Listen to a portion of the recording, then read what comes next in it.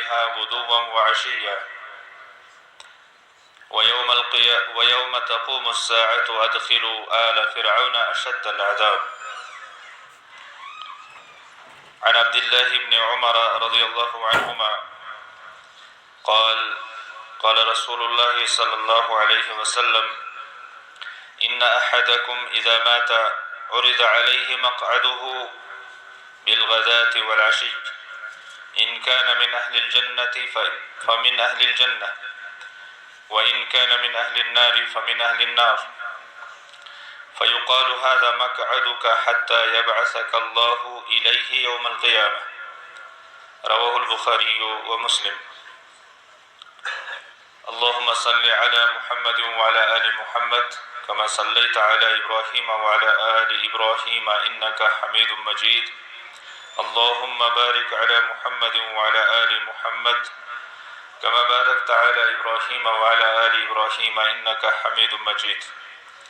ربنا اغفر لنا ولإخواننا الذين سبقونا بالإيمان ولا تجعل في قلوبنا غلا للذين آمنوا ربنا إنك رؤوف رحيم.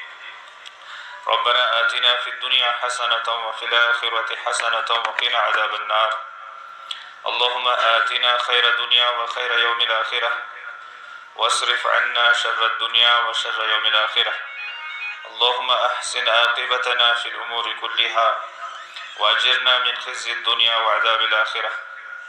اللهم إنا نعوذ بك من جهد البلاء ودرك الشقاء وسوء القضاء وشماتة الأعداء.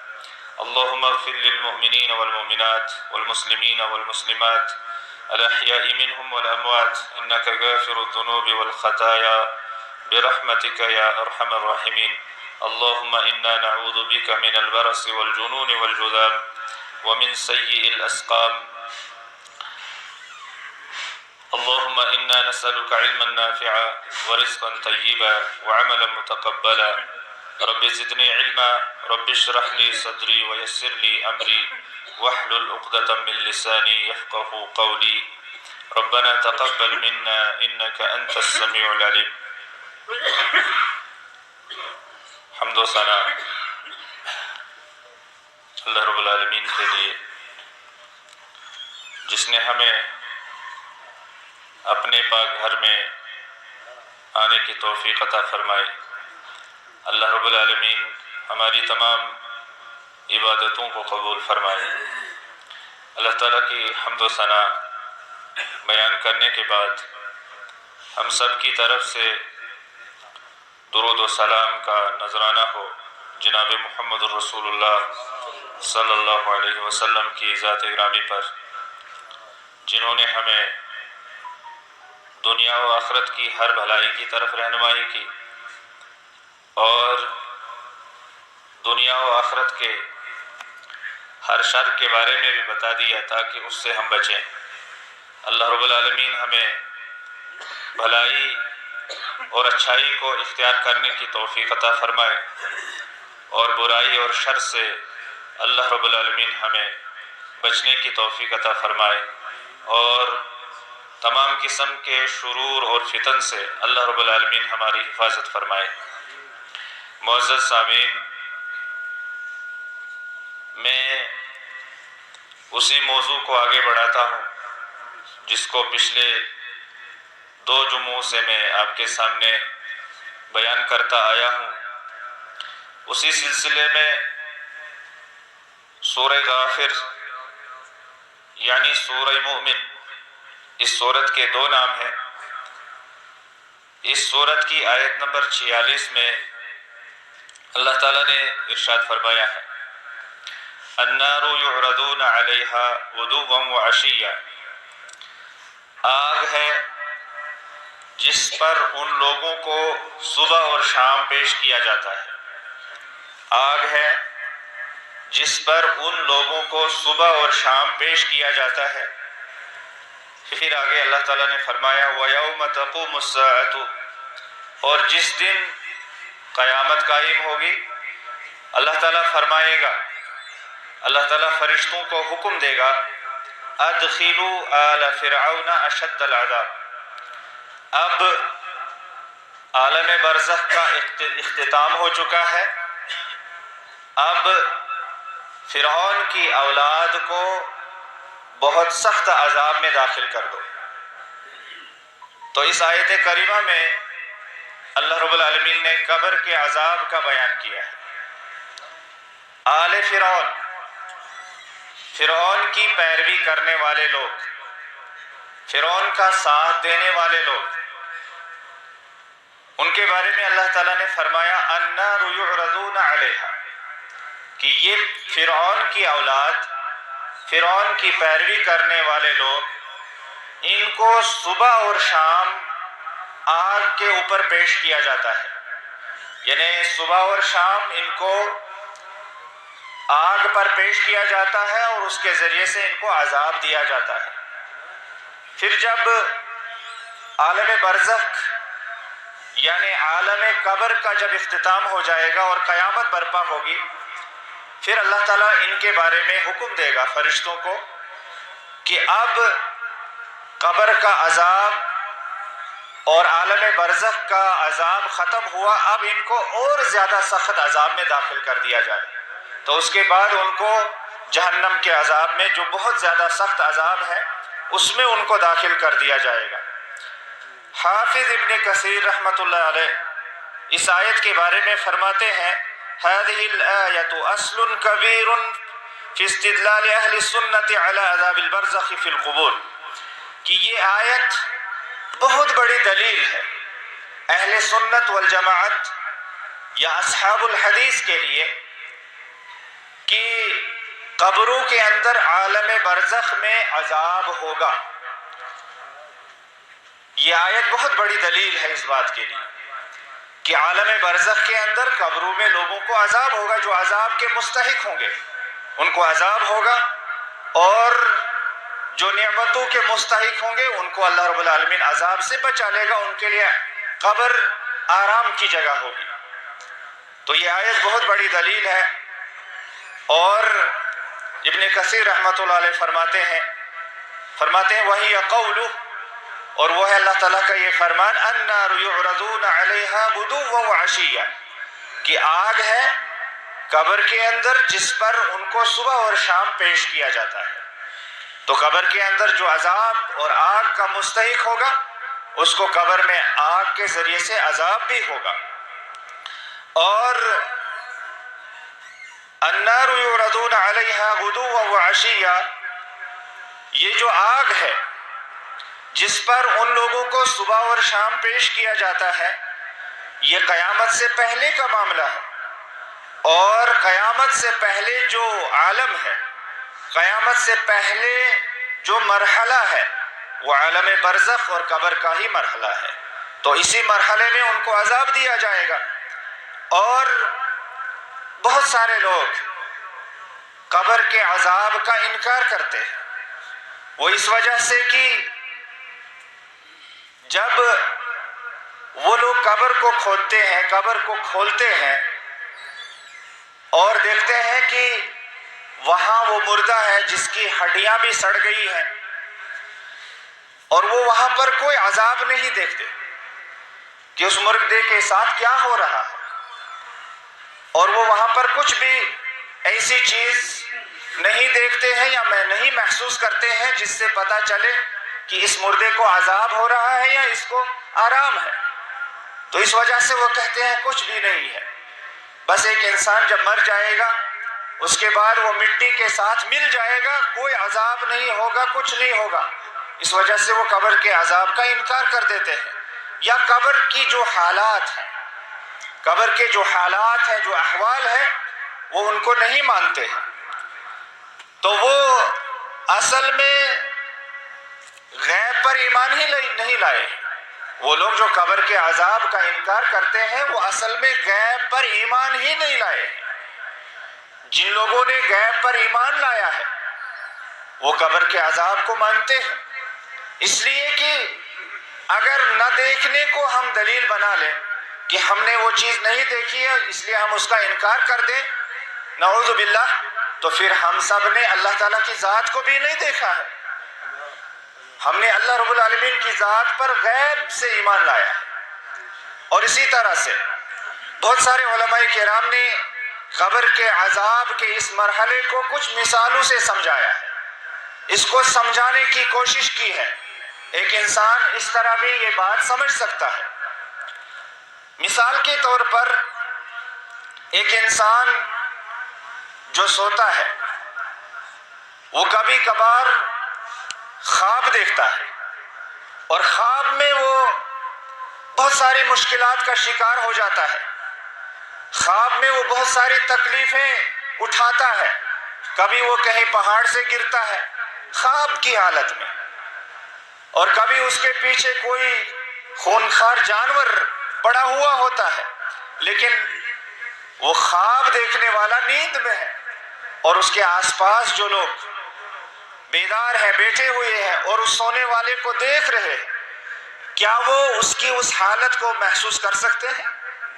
خواب وہ دیکھ رہا ہے، وہ مشکلات کا شکار ہے، وہ گر رہا ہے، اس کو کسی بہت زیادہ بڑی پریشانی کا سامنا ہے، لیکن جو لوگ بیدار ہیں اس کو دیکھ رہے ہیں، ان کو اس کا احساس نہیں، ان کو یہ لگ رہا ہے کہ یہ انسان سو رہا ہے، آرام کر رہا ہے، یہ آرام سے سو رہا ہے، حالانکہ وہ خواب میں بہت ہی زیادہ پریشان ہوتا ہے۔ تو ایسے ہی قبر کے اندر عذاب اس کو ہو رہا ہے جس کا ہمیں احساس نہیں، جس کا ہمیں شعور نہیں، جس کو ہم دیکھ نہیں سکتے ہیں۔ یہ اللہ کی قدرت ہے، وہ اللہ تعالیٰ کیسے اس مردے کو عذاب دیتا ہے یا کیسے اس مردے کو آرام میں رکھتا ہے، یہ اللہ تعالیٰ کا معاملہ ہے۔ اور میں نے پہلے ہی یہ قاعدہ بتا دیا ہے کہ ہم عالم برزخ کے احوال کو دنیاوی احوال پر قیاس نہیں کر سکتے۔ وہ عالم برزخ کا معاملہ ہے، اللہ رب العالمین نے جتنا بتایا، رسول اللہ صلی اللہ علیہ وسلم نے جتنا بتایا، صحابہ کرام نے جتنا ہم تک پہنچایا، ہم اس کے بارے میں اتنا ہی بتا سکتے ہیں، اور اتنا ہی ہم لوگوں کو باخبر کر سکتے ہیں۔ اس کے علاوہ اللہ رب العالمین جانتا ہے کہ وہ کیسے اس انسان کو قبر میں یا عالم برزخ میں کیسے اس کو عذاب کرتا ہے، کیسے اس کو آرام پہنچاتا ہے، یہ اللہ رب العالمین بہتر جانتا ہے۔ اللہ تعالیٰ نے قرآن مجید کے اندر ارشاد فرمایا ہے وَلَا تَقُولُوا لِمَنْ يُقْتَلُ فِي سَبِيلِ اللَّهِ أَمْوَاتٌ بَلْ أَحْيَاءٌ وَلَكِنْ لَا تَشْعُرُونَ۔ فرمایا وہ لوگ جو اللہ کے راستے میں اپنی جان کو قربان کر دیتے ہیں، ان کو تم مردہ مت کہو بلکہ وہ زندہ ہے، لیکن ان کی زندگی کے بارے میں اللہ تعالیٰ نے فرمایا وَلَكِنْ لَا تَشْعُرُونَ، اس زندگی کا شعور تمہیں نہیں ہو سکتا ہے۔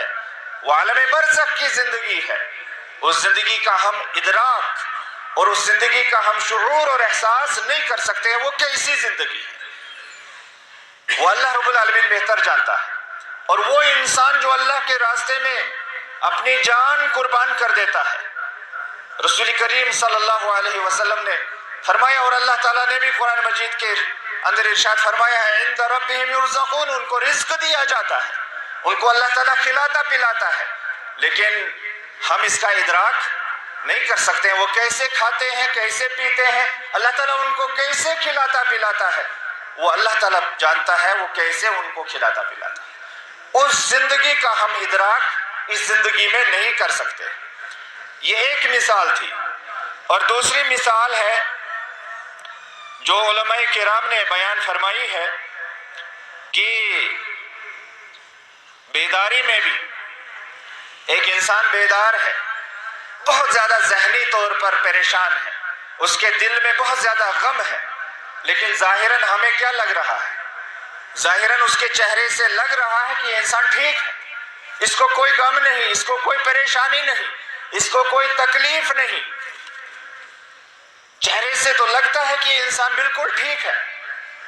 اور کبھی کبھار کسی انسان کو سر میں درد ہوتا ہے، پاؤں میں درد ہوتا ہے، یا کہیں بھی انسان کو کوئی تکلیف جسم میں ہوتی ہے، تو وہ وہی انسان جانتا ہے کہ مجھے تکلیف ہے۔ جب تک نہ وہ زبان سے کہے یا اس کی طرف کوئی اشارہ کرے، تب تک ہم یہ بات نہیں سمجھ سکتے ہیں کہ اس انسان کو کیا ہوا ہے۔ تو بیداری کی حالت میں بھی بہت ساری چیزیں ایسی ہیں جو ہم دوسرے انسان کے اندر نہیں دے سکتے۔ اس کا درد، اس کی تکلیف، اس کی پریشانی، اس کا غم، اس کی مصیبت ہم نہیں دیکھ سکتے ہیں جب تک نہ وہ منہ سے کہے یا اس کی طرف کوئی اشارہ کرے کہ مجھے ایسی حالت پیش آئی۔ تو جب ایک بیدار انسان کے اندر ہم یہ چیز محسوس نہیں کر سکتے ہیں تو پھر اس انسان جو قبر میں دفن ہے اس کی کیا حالت ہے، اس کو ہم کیسے محسوس کر سکتے ہیں، اس کو ہم کیسے اس کا ادراک کر سکتے ہیں، اس کو ہم جان سکتے ہیں۔ تو بہرحال یہ مثالیں دی ہیں علماء کرام نے قبر کے اندر عذاب ہے یا آرام ہے اس کو سمجھنے کے لیے، کیونکہ ظاہراً کوئی بھی انسان یہ کہے گا کہ اگر ہم قبر کھودیں گے، قبر کو دوبارہ کھولیں گے تو ہم مردے میں کچھ بھی نہیں پا سکتے ہیں کہ اس کو کیا ہو رہا ہے، وہ جیسے ہم نے رکھا تھا ویسا ہی ہے یا اس کی ہڈیاں بھی گل گئی ہیں۔ تو کیسے عذاب ہوتا ہے یہ اللہ رب العالمین بہتر جانتا ہے، کیسے اس کو وہ عذاب کرتا ہے، یہ اللہ کی قدرت میں ہے اور اللہ تعالیٰ کے اختیار میں ہے۔ اور ایک مثال یہ بھی دی گئی ہے جو علماء کرام نے بیان کی ہے کہ پتھر کے اندر آگ ہے لیکن ہم اس آگ کو نہیں دیکھ سکتے۔ کیا آپ نے کبھی یہ تجربہ کیا ہے کہ پتھر کے اندر آگ ہوتی ہے؟ ہاں، پتھر کے اندر آگ ہوتی ہے، جب دو پتھر ٹکراتے ہیں وہاں سے آگ نکلتی ہے، لیکن ویسے آپ پتھر کو دیکھیے اس کے اندر آپ کو آگ نہیں دکھائی دے گی۔ تو وہ آگ ہے وہاں پر، اگر ہم نہیں دیکھتے ہیں تو ہم کیا انکار کریں گے کہ پتھر کے اندر آگ نہیں؟ پتھر کے اندر آگ ہے۔ جب ہم کہیں زمین کو کھودتے ہیں اچانک اوزار پتھر سے ٹکراتا ہے تو وہاں سے چنگاری نکلتی ہے تو آگ ہمیں دکھائی دیتی ہے، ورنہ اس پتھر کو اگر ہم کیسے بھی دیکھ لیں، کیسے بھی رکھ لیں، لیکن اس میں ہمیں آگ دکھائی نہیں دے گی۔ تو یہ مثالیں ہیں، بہت ساری چیزیں ایسی ہیں جو دکھائی نہیں دیتی، جو محسوس نہیں ہوتی، جن کا شعور نہیں ہوتا، لیکن وہ چیزیں ہیں، وہ چیزیں ہیں، وہ مانتے ہیں ہم ان چیزوں کو کہ وہ چیزیں اللہ رب العالمین نے رکھی ہیں۔ تو بہرحال یہ چند مثالیں تھیں ان لوگوں کے لیے۔ ہم سب نے تو قبر کے عذاب کو مانا ہے، قبر کے اندر جو آرام کا مستحق ہوگا اس کے آرام کو ہم نے مانا ہے، اس پر ہمارا ایمان ہے، ایمان بالغیب کے تحت، ایمان بالغیب کے اس قاعدے کے تحت ہمارا ایمان ہے اس بات پر۔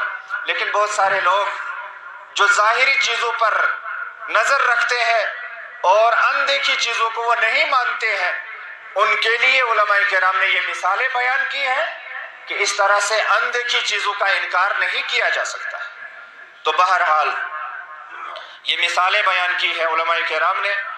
اور یہاں پر اس آیت کے اندر آل فرعون سے کون مراد ہے؟ آل فرعون سے مراد وہ سارے لوگ جو فرعون کی پیروی کرتے ہیں، جو فرعون جیسے ہیں، یا فرعون کے جو احکامات تھے، فرعون کے جو قوانین تھے، جو ظلم و جبر کے قوانین، ظلم و استبداد کے قوانین، اسی طرح کے قوانین جو لوگ مانتے ہیں یا ایسے قوانین کو لاگو کرتے ہیں، تو ایسے سارے لوگ آل فرعون میں آ جاتے ہیں۔ تو ان کے بارے میں اللہ تعالیٰ نے فرمایا کہ ان کے بارے میں فرمایا ادخلوا آل فرعون اشد العذاب۔ جب قیامت برپا ہوگی پھر عالم برزخ سے یہ لوگ نکل کر آئیں گے تو اللہ تعالیٰ فرمائے گا کہ اب ان کو عالم برزخ سے بھی زیادہ خطرناک اور سخت عذاب میں داخل کر دو۔ تو یہ قبر کے عذاب کے بارے میں اس آیت کے اندر بیان ہے اور آخرت کے عذاب کے بارے میں بھی اس آیت کے اندر بیان ہے۔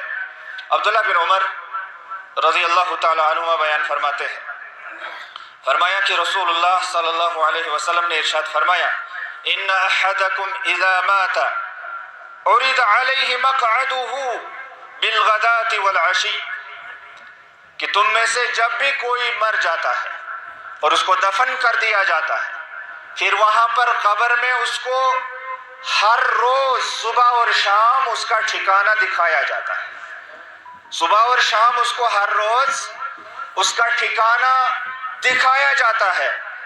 ان کان من اہل الجنۃ فمن اہل الجنہ، اگر یہ جنتیوں میں سے ہوگا تو اس کو جنت کے اندر اس کا ٹھکانہ دکھا دیا جاتا ہے۔ وَإِن كَانَ مِنْ أَهْلِ النَّارِ فَمِنْ أَهْلِ النَّارِ، اور اگر یہ جہنمیوں میں سے ہوگا تو قبر کے اندر صبح اور شام اس کو اس کا ٹھکانہ جہنم میں دکھایا جاتا ہے۔ صبح اور شام اس کو جہنم کے اندر ٹھکانہ دکھایا جاتا ہے۔ یہ فرمایا رسول اکرم صلی اللہ علیہ وسلم نے، فرمایا فَيُقَالُ هَذَا مَقْعَدُكَ حَتَّى يَبْعَثَكَ اللَّهُ إِلَيْهِ يَوْمَ الْقِيَامَةِ، اس سے کہا جاتا ہے یہ تمہارا ٹھکانہ ہے تب تک جب تک اللہ رب العالمین اس ٹھکانے کی طرف تجھے قیامت کے دن اٹھا کر پہنچا دے گا۔ قیامت کے دن اللہ تعالیٰ تجھے اٹھائے گا، اس قبر سے دوبارہ زندہ کرے گا اور اللہ تعالیٰ تجھے اس ٹھکانے میں پہنچا دے گا۔ اگر جنتی ہوگا تو جنت کے اندر اپنے ٹھکانے میں پہنچ جائے گا، اور جہنمی ہے تو جہنم کے اندر اپنے ٹھکانے میں پہنچ جائے گا۔ یہ حدیث امام بخاری نے، امام مسلم نے، امام ترمذی نے، امام نسائی نے، ابن ماجہ نے اور امام مالک نے اپنی موطا کے اندر کتاب الجنائز میں لائی ہے، اور امام احمد نے اپنی مسند کے اندر اس کو لایا ہے۔ اور اس کے بعد ایک اور حالت ہے جو قبر کے اندر پیش آنے والی ہے، وہ ہے قبر کا دبوچنا۔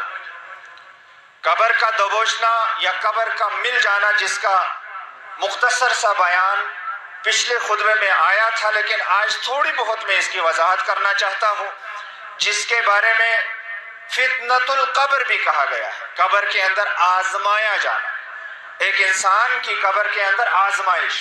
اللہ تعالیٰ سے دعا ہے کہ اللہ تعالیٰ ہمیں اس آزمائش میں کامیابی عطا فرمائے۔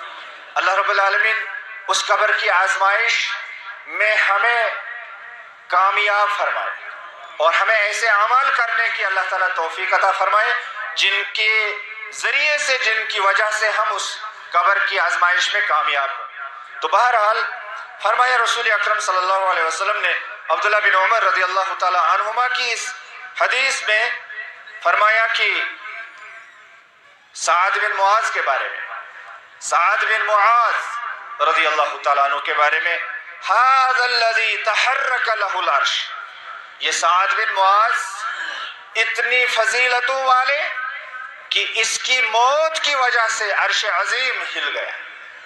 سعد بن معاذ اتنے عظیم صحابی تھے، اتنے جلیل القدر صحابی تھے، جب ان کی موت واقع ہوئی تو رسول اللہ صلی اللہ علیہ وسلم نے فرمایا یہ وہ شخص ہے، یہ وہ ہستی ہے جس کے لیے عرش عظیم ہل گیا۔ اللہ رب العالمین کا عرش ہلا ان کی موت کی وجہ سے۔ سعد بن معاذ فرمایا وَفُتِحَتْ لَهُ أَبْوَابُ السَّمَاءِ، یہ تو ایک فضیلت ہے کہ ان کی موت کے لیے عرش عظیم ہلا، اور دوسری فضیلت یہ بیان کی رسول اللہ صلی اللہ علیہ وسلم نے کہ ان کے لیے آسمان کے سارے دروازے کھول دیے گئے، آسمان کے سارے دروازے کھول دیے گئے، یہ دوسری فضیلت۔ اور فرمایا رسول اللہ صلی اللہ علیہ وسلم نے وَشَهِدَهُ 70,000 مِّنَ الْمَلَائِكَةِ، ان کے جنازے میں 70,000 فرشتے شامل ہوئے۔ ان کے جنازے میں کتنے فرشتے شامل ہوئے؟ 70,000 فرشتے ان کے جنازے میں شامل ہوتے ہیں۔ کتنی فضیلتیں ہیں، کتنا عظیم مرتبہ ہے، کتنا اونچا مقام ہے سعد بن معاذ رضی اللہ تعالی عنہ کا۔ اور فرمایا لَقَدْ ضُمَّ ضَمَّةً ثُمَّ فُرِّجَ عَنْهُ، جب سعد بن معاذ کو دفن کیا گیا، قبر ان کے اوپر بھی مل گئی، ان کو بھی قبر نے دبوچا، ان کو بھی قبر نے اپنی گرفت میں لے لیا۔ اتنی بڑی شان ہونے کے باوجود، اتنا بڑا مرتبہ ہونے کے باوجود، اتنا بڑا مقام ہونے کے باوجود، قبر ان کے لیے بھی مل جاتی ہے، تنگ ہو جاتی ہے، قبر نے ان کو بھی دبوچا۔ آپ کا اور میرا حال کیا ہوگا؟ یہ تو اتنی فضیلتوں والے صحابی تھے، اتنے اونچے مرتبے والے صحابی تھے، جن کے لیے عرش عظیم ہل جائے، جن کے لیے آسمان کے دروازے کھل جائیں، اور جن کے جنازے میں 70,000 فرشتے شامل ہوں، ان کو بھی قبر دبوچے۔ اور پھر میرے اور آپ کا حال کیا ہوگا؟ میرا اور آپ کا حال کیا ہوگا، اس کی ہمیں فکر کرنی ہے۔ تو بہرحال فرمایا کہ ان کے اوپر بھی قبر کا دبوچنا واقع ہوا، لیکن پھر جلدی ہی اللہ رب العالمین نے ان کو اس سے نجات دے دی۔ تھوڑی دیر کے لیے قبر نے ان کو بھی دبوچا، لیکن پھر اللہ رب العالمین نے اپنے فضل و کرم سے، اپنے رحمت سے ان کی اس حالت کو دور کر دیا اور ان کو اس سے آزاد کر دیا۔ پھر قبر ان کے لیے تنگ نہیں رہی، بلکہ قبر ان کے لیے کشادہ ہو گئی۔ اور رسول اکرم صلی اللہ علیہ وسلم نے ایک اور حدیث کے اندر ارشاد فرمایا ہے ان للقبر ضغطہ، عائشہ رضی اللہ تعالیٰ عنہ کی اس حدیث کے اندر رسول اللہ صلی اللہ علیہ وسلم نے فرمایا قبر کا دبوچنا ہے، ان للقبر ضغطہ، قبر کا دبوچنا ہے، قبر کا تنگ ہونا ہے، قبر کا مل جانا ہے. اور فرمایا لو کان احد ناجیا منا منها نجا سعد بن معاذ، اگر کوئی قبر کی اس تنگی سے بچنے والا ہو تھا، اگر کوئی اس قبر کے دبوچنے سے، قبر کی گرفت سے اگر کوئی بچنے والا تھا تو وہ سعد بن معاذ تھا، لیکن قبر کے دبوچنے سے وہ بھی نہیں بچ پائے. اگر بچنے والا تھا کوئی تو سعد بن معاذ بچ سکتے تھے، لیکن وہ بھی نہیں بچے، تو پھر دوسرے لوگوں کا حال کیا ہوگا؟ دوسرے لوگ کیا بچ پائیں گے قبر کے دبوچنے سے؟ جب اتنے مرتبے والا صحابی قبر کے دبوچنے سے، قبر کے مل جانے سے، قبر کی اس تنگی سے نہیں بچ پایا تو باقی لوگ کہاں بچ پائیں گے؟ لہذا اس وقت ثابت قدم رہنا اور اس وقت ان حالات کے اندر انسان کا ان کا مقابلہ کرنا، اس کے لیے ہمیں تیاری کرنی ہے، اس کی ہمیں فکر کرنی ہے. یہ حدیث امام احمد نے اپنی مسند کے اندر لائی ہے اور امام البانی رحمہ اللہ نے اپنی صحیح الجامع میں اس کو صحیح قرار دیا. اور اس سے پہلی حدیث جو میں نے آپ کے سامنے بیان کی اس کے بارے میں شیخ البانی رحمہ اللہ نے اس کی سند کو صحیح قرار دیا ہے مسلم کی شرط کے مطابق، اور تخریج المشکات کے اندر آپ اس حدیث کو دیکھ سکتے ہیں. اس کے بعد یہ تو قبر کا دبوچنا ہے، یہ بھی ایک حالت ہے جو قبر کے اندر پیش آنے والی ہے. اور پھر ایک اور حالت ہے وہ قبر کی ظلمت، قبر کا اندھیرا، قبر کے اندر تاریکی. اس کا بیان ابو ہریرہ رضی اللہ تعالیٰ عنہ کی اس حدیث میں ہے. فرمایا کہ ایک کالے رنگ کی عورت مسجد کی صفائی کیا کرتی تھی. رسول اکرم صلی اللہ علیہ وسلم کے زمانے میں مسجد نبوی کی صفائی ایک کالے رنگ کی عورت کیا کرتی تھی، ایک کالی عورت کیا کرتی تھی. یا ایک لڑکا تھا، ایک نوجوان تھا جو کالے رنگ کا تھا، جو مسجد کی صفائی کیا کرتا تھا. بہرحال وہ عورت تھی یا نوجوان تھا، اس کے ساتھ کیا قصہ پیش آیا، آئیے ہم اس کی طرف جاتے ہیں اور اس پر غور کرتے ہیں. تو رسول اللہ صلی اللہ علیہ وسلم نے اس کو تلاش کیا اس نوجوان کو یا اس عورت کو. کچھ دن گزرے کہ وہ مجلس میں نہیں آ رہے ہیں، نہیں دکھائی دے رہے ہیں کہیں پر. تو رسول اللہ صلی اللہ علیہ وسلم نے ان کے بارے میں سوال کیا، وہ عورت کہاں گئی؟ میں نے اس کو اتنے دنوں سے نہیں دیکھا. یا فلاں نوجوان کہاں گیا؟ میں نے اتنے دنوں سے اس کو نہیں دیکھا. تو صحابہ نے جواب دیا مات، وہ تو مر گیا، وہ نوجوان اس دنیا سے چلا گیا، یا وہ عورت اس دنیا سے چلی گئی. تو رسول اللہ صلی اللہ علیہ وسلم نے صحابہ کو کہا، صحابہ سے فرمایا افلا آذنتمونی، مجھے تم لوگوں نے کیوں خبر نہیں کی؟ جب اس کی موت واقع ہوئی مجھے کیوں نہیں تم لوگوں نے بتایا کہ وہ عورت مر گئی ہے، وہ نوجوان مر گیا ہے؟ تو صحابہ نے کہا کہ ہم نے سوچا رات کا معاملہ ہے، آپ کو تکلیف نہ دی جائے، بہتر ہے آپ کو آرام کرنے دیا جائے، اس لیے ہم نے آپ کو نہیں اٹھایا. ہم نے خود ہی قبر بھی بنا لی، کفن بھی دے دیا، جنازہ بھی پڑھا، دفن بھی کر دیا. ہم نے ان سارے معاملات کے لیے آپ کو تکلیف دینا مناسب نہیں سمجھا، رات کا معاملہ تھا. تو حدیث کے الفاظ ہیں فَكَأَنَّهُمْ صَغَّرُوا أَمْرَهَا، گویا کہ صحابہ نے اس کے معاملے کو چھوٹا سمجھا کہ عام آدمی ہے، مسجد کو صفائی کرنے والا، ہاں مسجد کی صفائی کرنے والا ہے، اس کے لیے رسول اکرم صلی اللہ علیہ وسلم کو کیوں جگہ دیا جائے، کیوں جگایا جائے، کیوں تکلیف دی جائے؟ لہذا ہم اس کی جو بھی ضروریات ہیں، کفن دفن وغیرہ، ہم وہ پوری کر کے اس کو دفنا دیتے ہیں. لیکن رسول اللہ صلی اللہ علیہ وسلم نے فرمایا دلونی علی قبری، مجھے اس کی قبر بتا دو، مجھے اس کی قبر کے بارے میں بتاؤ، کہاں پر بنائی ہے تم لوگوں نے اس کی قبر؟ فدلوہ علی قبری، تو صحابہ نے قبر بتا دی کہ فلاں جگہ اس آدمی کی یا اس عورت کی قبر ہے، تو رسول اللہ صلی اللہ علیہ وسلم قبر کے پاس کھڑے ہوئے اور دوبارہ اس پر نماز جنازہ پڑھا۔ قبر کے پاس کھڑے ہوئے اور دوبارہ نماز جنازہ اس انسان پر پڑھا، چاہے وہ عورت تھی یا چاہے وہ نوجوان تھا، اس پر دوبارہ نماز جنازہ پڑھا رسول اکرم صلی اللہ علیہ وسلم نے۔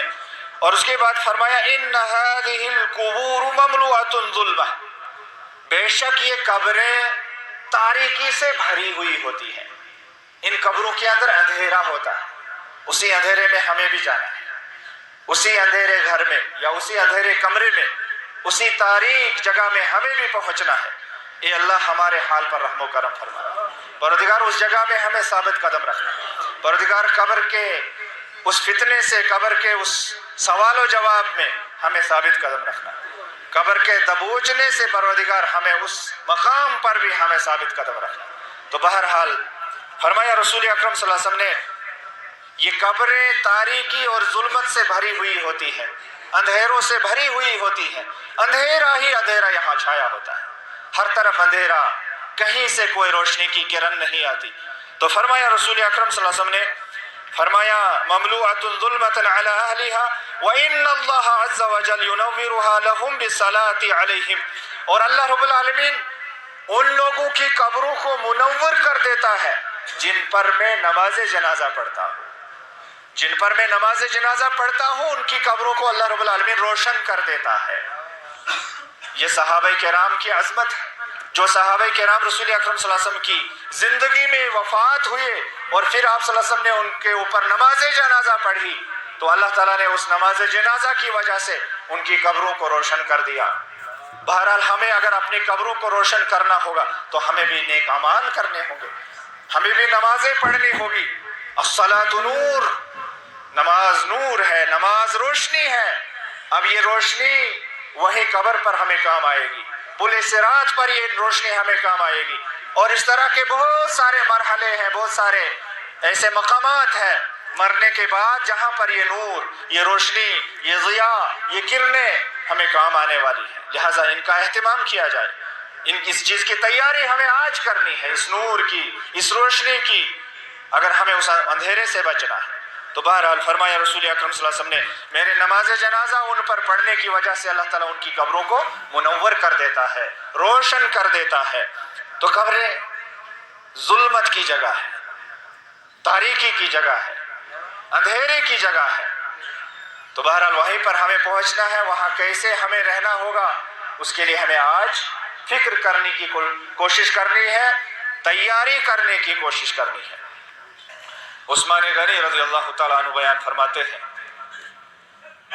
عثمان غنی رضی اللہ تعالیٰ عنہ جب کسی قبر پر رکتے تو روتے، جب بھی کہیں کوئی قبر دیکھتے ٹھہر جاتے، روتے، تو تب تک روتے رہتے تھے جب تک نہ ان کی داڑھی تر ہو جاتی تھی۔ اتنا زیادہ قبر کے بارے میں وہ سوچتے تھے کہ وہاں کیسے رہنا ہے، وہاں کیسے ہمارا گزارا ہوگا، وہاں کیسے ہم رہ پائیں گے، اس مرحلے کو ہم کیسے کاٹ پائیں گے، یہ سوچتے سوچتے روتے، آنکھوں سے آنسو جاری ہو جاتے اور داڑھی تر ہو جایا کرتی تھی۔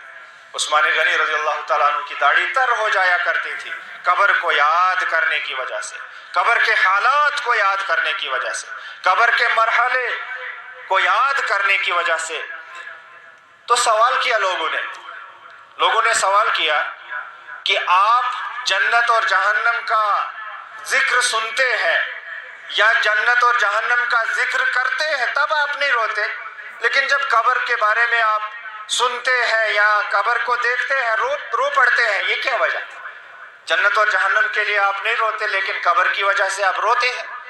تو عثمان غنی رضی اللہ تعالیٰ عنہ نے فرمایا ان رسول اللہ صلی اللہ علیہ وسلم قال، بے شک میں نے رسول اکرم صلی اللہ علیہ وسلم کو فرماتے ہوئے سنا ہے، ان القبر اول منزل من منازل الاخرہ، اس لیے کہ قبر آخرت کے منازل میں سے پہلی منزل ہے۔ انسان مرنے کے بعد آخرت کی طرف روانہ ہو جاتا ہے، اب بیچ میں وہ عالم برزخ میں رہتا ہے، پھر اس کے بعد وہ عالم آخرت میں پہنچ جائے گا، تو شروعات تو ہو گئی ہے۔ اور عالم آخرت کی پہلی منزل یہی قبر ہے. عالم آخرت کی پہلی منزل یہی قبر ہے. فرمایا رسول کریم صلی اللہ علیہ وسلم نے فَإِن نَجَا مِنْهُ فَمَا بَعْدَهُ أَيْسَرُ مِنْهُ. اگر یہاں اس نے نجات پا لی تو قبر کے بعد والے حالات اس کے لیے اس سے بھی آسان ہو جائیں گے. اگر قبر میں کسی کے لیے آسانی پیدا ہو گئی، قبر میں نجات اس نے پا لی، بعد کے حالات اس کے لیے آسان ہو جائیں گے، بعد کے مرحلے اس کے لیے آسان ہو جائیں گے، اور بھی زیادہ آسان ہو جائیں گے. لیکن فرمایا رسول اللہ صلی اللہ علیہ وسلم نے وَإِن لَمْ يَنْجُ مِنْهُ فَمَا بَعْدَهُ أَشَدُّ مِنْهُ. اگر یہاں وہ ناکام ہوا، قبر کے فتنے سے وہ نہیں بچ پایا، قبر کی آزمائش سے وہ بچ نہیں پایا، یہاں ناکام ہو گیا، تو فرمایا اس کے بعد کے حالات اس کے لیے اور سخت ہو جائیں گے، اس کے بعد والے مراحل اس کے لیے اور زیادہ سخت ہو جائیں گے، اور زیادہ مشکلات پیش آنے والی ہوگی. لہذا یہ آخرت کی جو پہلی منزل قبر ہے، اس کی ہمیں فکر کرنی ہے، اس کے لیے ہمیں تیاری کرنی ہے نیک اعمال کے ذریعے سے. سب سے بڑا نیک عمل توحید ہے، اور سب سے بڑا گناہ، سب سے بڑی خطا جو ہے وہ شرک ہے، اس سے بچنا ہے. اور اس کے بعد سنت پر عمل کر کے ہمیں قبر کی تیاری کرنی ہوگی اور بدعات سے بچنا ہوگا. اور اسی طرح سے باقی نیک اعمال کرنے کے ذریعے سے ہمیں قبر کی تیاری کرنی ہے اور گناہوں سے بچنا ہوگا. یہ مختصراً میں نے آپ کو بتا دیا ہے کہ قبر کے اس فتنے سے، قبر کے اس سوال و جواب سے، قبر کی اس آزمائش سے، قبر کی اس سختی سے بچنے کا طریقہ کیا ہے. وہ یہی طریقہ ہے کہ سب سے پہلے انسان پکا موحد ہو، سچا اور پکا مومن ہو، اور شرک سے بچتا ہو، اور اسی طرح سے باقی نیک اعمال کرتا ہو اور گناہوں سے بچتا ہو. وہ قبر کے عذاب سے بچ جائے گا، قبر کے اس فتنے سے، قبر کے سوال و جواب سے وہ بچ پائے گا اور وہاں وہ کامیاب ہوگا. اور اسی طرح سے فرمایا عثمان غنی رضی اللہ تعالیٰ عنہ نے کہ رسول اللہ صلی اللہ علیہ وسلم نے ارشاد فرمایا ما رأيت منظرا قط الا والقبر افظع منه. فرمایا دنیا کے مناظر ہوں، سخت مناظر، مشکل ترین مناظر. دنیا کے اندر انسان کو بہت سارے ایسے مناظر پیش آتے ہیں جو سخت ہوتے ہیں، جن کے اندر انسان اپنے آپ کو بمشکل بچا پاتا ہے. ایسے حالات دنیا کے اندر پیش آتے ہیں، اور آخرت کے اندر بھی ایسے ہی سخت ترین حالات پیش آنے والے ہیں. تو عثمان غنی فرماتے ہیں میں نے کوئی بھی منظر نہیں دیکھا، چاہے آخرت کے مناظر میں سے ہوں یا دنیا کے مناظر میں سے ہوں، قبر سے زیادہ سخت منظر میں نے کسی اور منظر کو نہیں دیکھا. یہ عثمان غنی رضی اللہ تعالیٰ عنہ نے فرمایا کہ رسول اللہ صلی اللہ علیہ وسلم نے یہ فرمایا، کیونکہ رسول اکرم صلی اللہ علیہ وسلم کو آخرت کے مناظر بھی دکھائے گئے، قبر کا منظر بھی دکھایا گیا، جنت اور جہنم کا منظر بھی دکھایا گیا. تو فرمایا دنیا کے اتنے مشکل حالات پیش آئے، آخرت کے اندر اتنے زیادہ مشکل حالات پیش آنے والے ہیں، لیکن سب سے مشکل حالت جو پیش آنے والی ہے وہ قبر میں آنے والی ہے. قبر کی حالت سب سے زیادہ فظیع ہے، سب سے زیادہ مشکل حالات ہے، مشکل حالات کے ساتھ انسان کا سامنا ہوگا. لہذا ان کے لیے ہمیں تیاری کرنی ہوگی. امام ترمذی اور امام ابن ماجہ نے اس حدیث کو روایت کیا ہے، اور امام ترمذی نے فرمایا کہ یہ حدیث حسن غریب ہے، لیکن اس سند کو امام البانی رحمہ اللہ نے حسن قرار دیا ہے. اور عثمان غنی رضی اللہ تعالیٰ عنہ کی ہی ایک اور حدیث ہے جس میں فرمایا کان النبی صلی اللہ علیہ وسلم اذا فرغ من دفن المیت وقف علیہ. جب رسول اللہ صلی اللہ علیہ وسلم میت کو دفن کرنے سے فارغ ہو جاتے تو قبر پر ٹھہرتے، قبر کے پاس ٹھہرتے یا اس جگہ میں ٹھہرتے تو رسول اللہ صلی اللہ علیہ وسلم فرماتے استغفروا لاخیکم، اپنے بھائی کے لیے استغفار کرو، فإنه الآن وصلوا ثم صلوا له التثبیت او ثم صلوا له بالتثبیت، اور اس کے لیے ثابت قدمی کی دعا کرو. میت کو دفن کرنے سے فارغ ہونے کے بعد رسول اللہ صلی اللہ علیہ وسلم صحابہ کو کہتے، فرماتے کہ اس اپنے بھائی کے لیے جو ابھی تم لوگوں نے قبر میں رکھا ہے، جس کو تم نے ابھی دفن کیا ہے، ابھی تم نے اس کے اوپر مٹی ڈال دی ہے، اب اس کے لیے استغفار کرو. اس کے لیے اللہ تعالیٰ سے مغفرت طلب کرو کہ اللہ تعالیٰ اس کو بخش دے، اللہ تعالیٰ اس کی سیئات سے درگزر فرمائے، اللہ تعالیٰ اس کے گناہوں کو معاف فرمائے، اس کے لیے استغفار کرو۔ اور اس کے لیے وہاں پر ابھی جب اس کے ساتھ سوال و جواب ہونے والا ہے، اس سے سوالات پوچھے جائیں گے، اس کے لیے ثابت قدمی کی دعا کرو کہ اللہ تعالیٰ اس کو وہاں ان سوالوں کے سامنے ثابت قدم رکھے، اللہ تعالیٰ اس کو ثابت قدمی عطا فرمائے۔ اللہ تعالیٰ سے دعا ہے کہ اللہ تعالیٰ ہمیں بھی وہ ثابت قدمی عطا فرمائے، اللہ تعالیٰ ہمیں بھی قبر میں ثابت قدمی عطا فرمائے، اور اللہ تعالیٰ ہمیں بھی ہمارے گناہوں کو معاف فرمائے، اللہ تعالیٰ ہماری خطاؤں کو بھی معاف فرمائے۔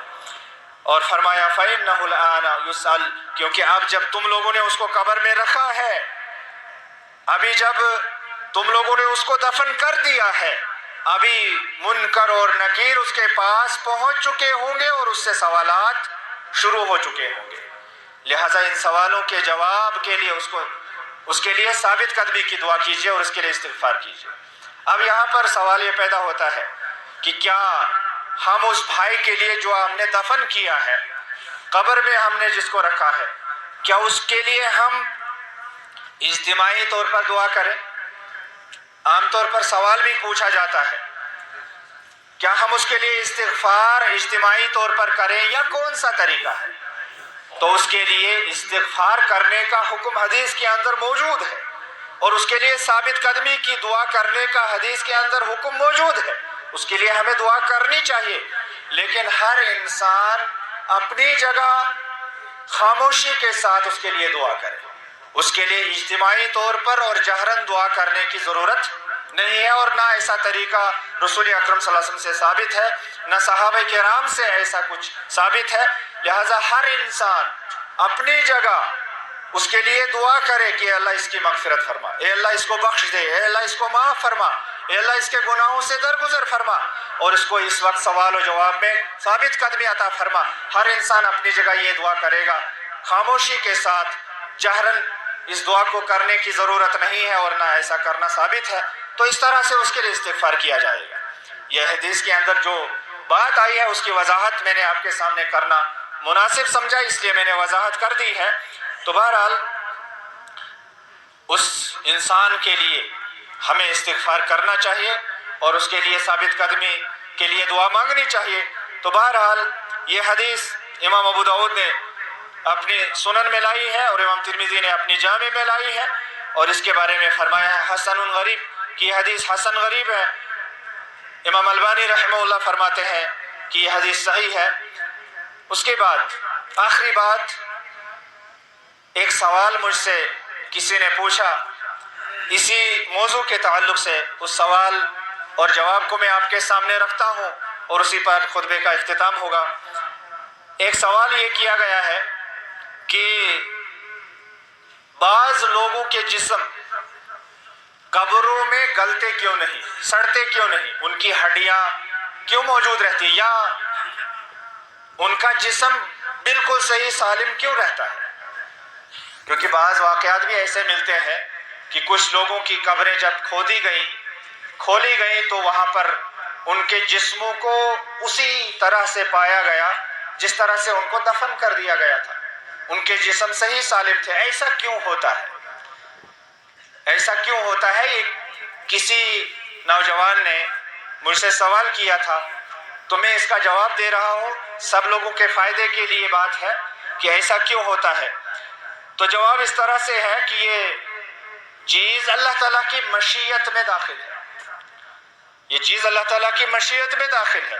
اللہ تعالیٰ نے چاہا کہ اپنے انبیاء کرام کے جسموں کو قبروں میں محفوظ رکھے، تو اللہ تعالیٰ نے اپنے انبیاء کرام کے جسموں کو قبروں میں محفوظ رکھا ہے۔ یہ اللہ تعالیٰ کی مشیت ہے، اور یہ انبیاء کرام کے لیے اللہ تعالیٰ کی طرف سے ایک کرامت ہے، اللہ تعالیٰ کی طرف سے ایک اعزاز ہے، اللہ تعالیٰ کی طرف سے ایک مقام اور مرتبہ ہے جو اللہ تعالیٰ نے ان انبیاء کرام کو عطا فرمایا ہے۔ اور اس کے بارے میں حدیث ہے کہ رسول اللہ صلی اللہ علیہ وسلم نے ارشاد فرمایا ہے، ابو داؤد کے اندر یہ حدیث ہے، فرمایا ان اللہ حرم علی الارض اجساد الانبیاء، اللہ رب العالمین نے زمین پر انبیاء کرام کے جسموں کو حرام قرار دیا ہے۔ کہ زمین انبیاء کرام کے جسموں کو نہیں کھاتی. وہ عالم برزخ میں ہیں انبیاء کرام بھی. انبیاء کرام بھی اس دنیا سے وفات پا چکے ہیں، وہ اس دنیا سے رخصت ہو چکے ہیں سوائے عیسیٰ علیہ السلام کے، اور وہ عالم برزخ میں ہے. وہ عالم برزخ کی دنیا ہے، اس کا قیاس یا اس کا موازنہ یا مقابلہ ہم دنیاوی زندگی کے ساتھ نہیں کر سکتے. وہ الگ ایک زندگی ہے. لیکن اللہ تعالیٰ نے انبیاء کرام کو یہ اعزاز بخشا ہے کہ ان کے جسموں کو زمین نہیں کھاتی، جیسے باقی لوگوں کے جسموں کو زمین کھا لیتی ہے. کیڑے مکوڑے ان جسموں کو کھا لیتے ہیں اور جسم ختم ہو جاتا ہے. تو اللہ تعالیٰ نے یہ اعزاز انبیاء کرام کو دیا ہے کہ ان کا جسم زمین میں گلتا نہیں، سڑتا نہیں ہے. ان کا جسم اللہ تعالیٰ نے زمینوں کے اندر محفوظ رکھا ہے، جیسا کہ رسول اکرم صلی اللہ علیہ وسلم نے حدیث کے اندر ارشاد فرمایا ہے. اور اسی طرح سے اللہ تعالیٰ نے چاہا ہے کہ بعض شہدائے کرام کے جسموں کو بھی محفوظ رکھے. یہ اللہ تعالیٰ کی مشیت ہے، وہ جس کا جسم محفوظ رکھنا چاہے رکھ سکتا ہے. تو اللہ تعالیٰ نے بعض شہدائے کرام کے جسموں کو بھی محفوظ رکھا ہے.